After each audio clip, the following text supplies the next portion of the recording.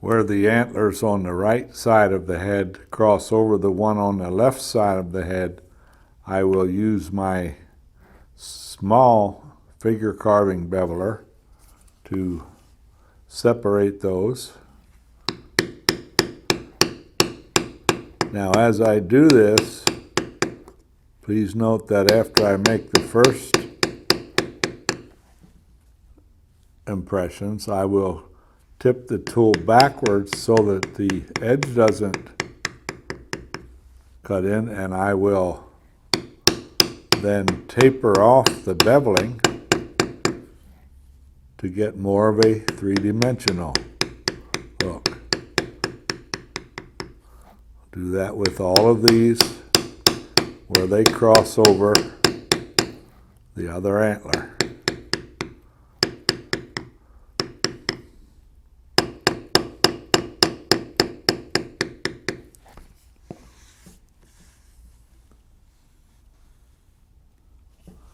And we'll do it now on the other side as well. And you'll notice then how this tine stands above the antler in the back.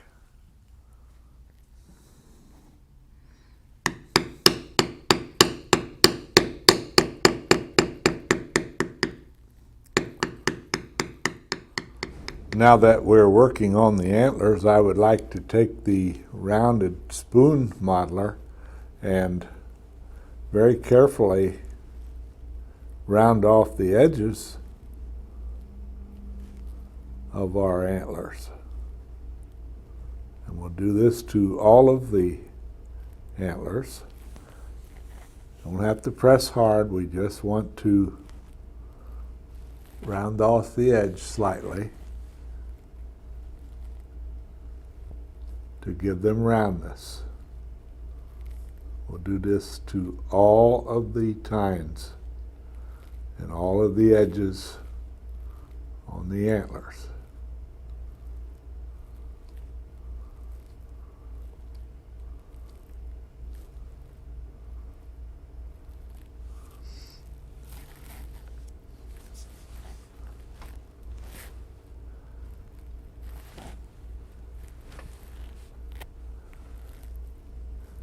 We will also use this to put some lines on the antlers, as you can see me now. This gets the look of the natural texture that's on the antlers.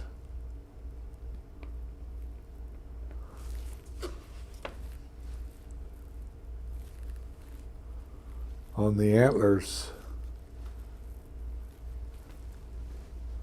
on the back side, use your modeler and rub down to, there's kind of a dip on the inside of these antlers, and you'll notice now as I'm rubbing, I'm able to create that slight dip. Be careful that you don't rub onto the antlers on the other side.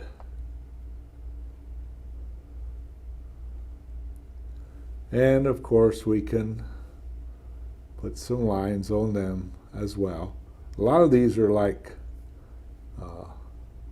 veins of blood, and we can even take the other modeler with the stylus end and put a few lines in there. Study your photo carve, and you can see how you should put some of these lines. A little rougher texture down near the base of the antlers. This is all done with the modeling tool. We will now use the pointed beveler, the F910, with the parallel lines, and we'll do that to stamp the rough ends of the hair, as you can see here on the bottom side. And I will use this, as you can see. We will do real close impressions, as you can see, and notice the angle of the tool. It matches up with the hair as it would come down in this direction. And keep the impressions very close together using just the tip.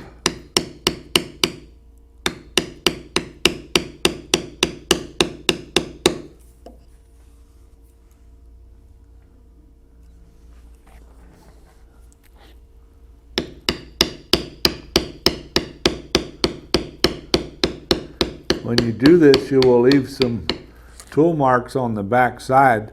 Do not be concerned about that. We will take care of those later now. All these folds that you see here, we'll do this.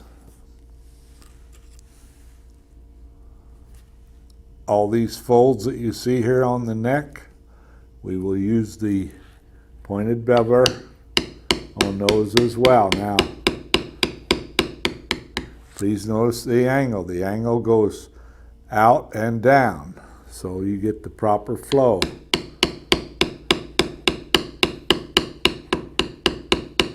And when you get down below, as you see me there, taper off slowly. Same thing when you start up top. Strike lightly, and then as you come down to the bottom, slowly taper it off. And the angle is very, very important here.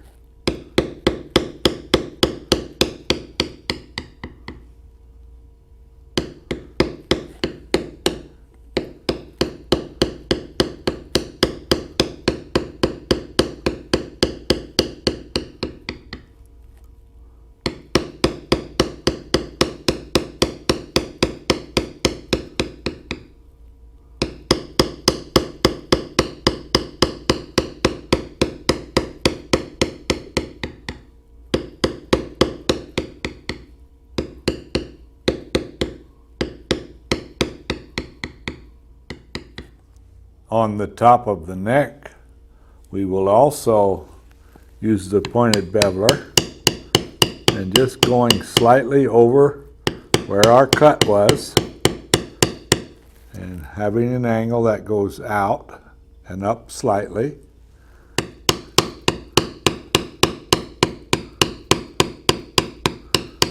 And taper off as you get over the hump of the shoulders.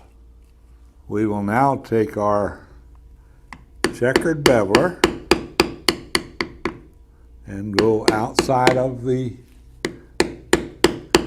head where it touches the background.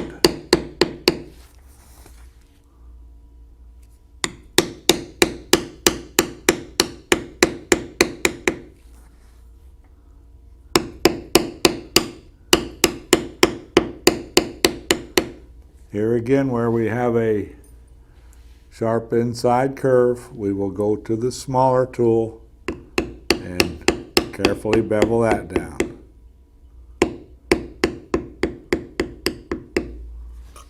And now we will continue beveling outside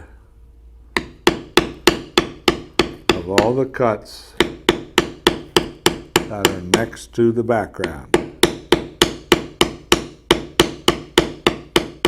And this is how our moose looks after we have done all of the beveling around the outside with the textured bevel. We will now do the figure beveling on the body of the moose. To do the beveling on the body of the moose, we will use the F896 figure beveler. And please note now, on the dotted line under the jaw, I will carefully form the jaw.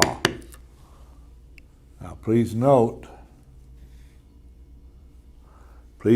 now, after I make my first pass with the tool, I will tip it back and taper it off as we did up on the antlers to form the nose. I'll do the same thing, and then slowly taper it off. There are some other lines on the face that we'll put in, and one going the other direction up here under the eye. Consult your photo card pattern to see where to do these beveling lines. Now, to outline the shoulder, I'm going to follow the dotted line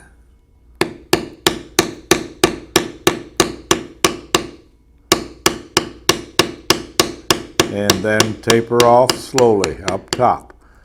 Tip it back and flatten out the bevel to give it more realism. We will now do the same thing on the other side.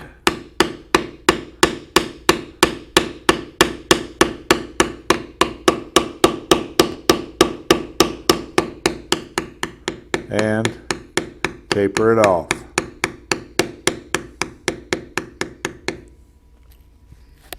We will do the same thing on the back leg, but not quite as far up.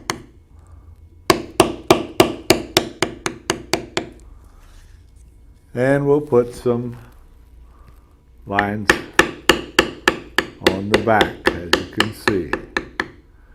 Here again, consult your tracing pattern.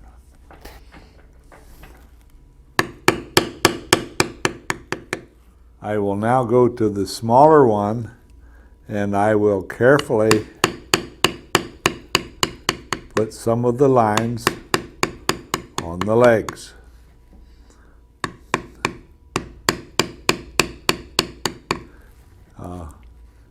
Run these lines up to the knees, but don't try to outline the knees. If you do, it will not look right.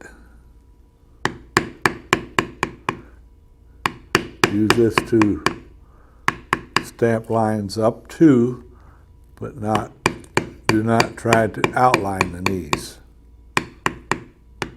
As you can see, the knees will pop up.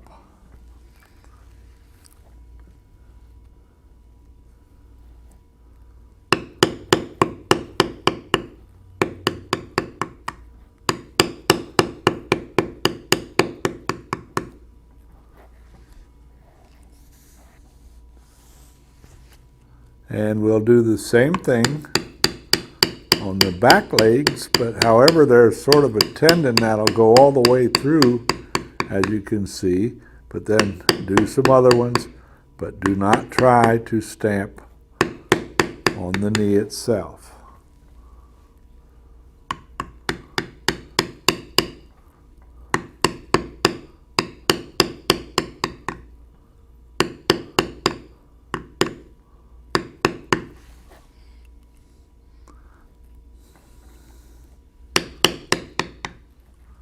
At this point in time, you can come back with your modeling tool and smooth out and extend some of these lines.